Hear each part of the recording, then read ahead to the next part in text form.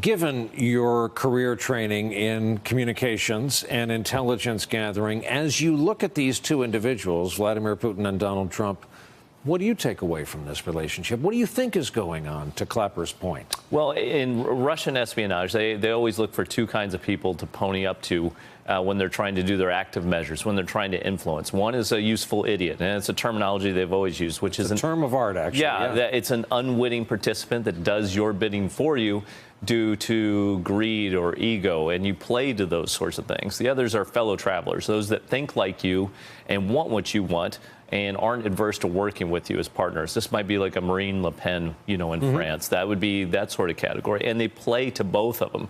And the way you do it is, as we've seen with President Trump, is you play to his ego. We've seen many times if you praise him on Twitter, he will retweet you or he will respond to you. And the same thing in public communications, which the Kremlin does better than anybody, is they don't communicate unless they have a purpose. And so when you hear this story of thank you for sharing the intelligence, we always have we always advance to protect people around the world. And the U.S. has always shared information, but we keep that under wraps. The general rule is keep your head down, your mouth shut, share with people, but you don't say out publicly this is where the sharing came from. Just like you don't bring the Russians into the White House and say we got intelligence from another country.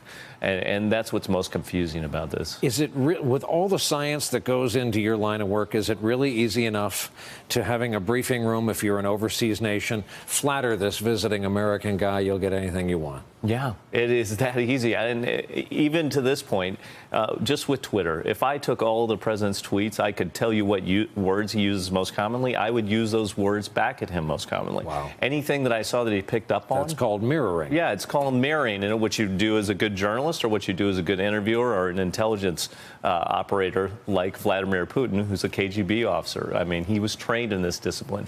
So he's doing it directly and right in front of our face. And it's just entering to watch how this game plays out because he clearly thinks he has the upper hand. And really, Sunday was a pretty bold move on his part.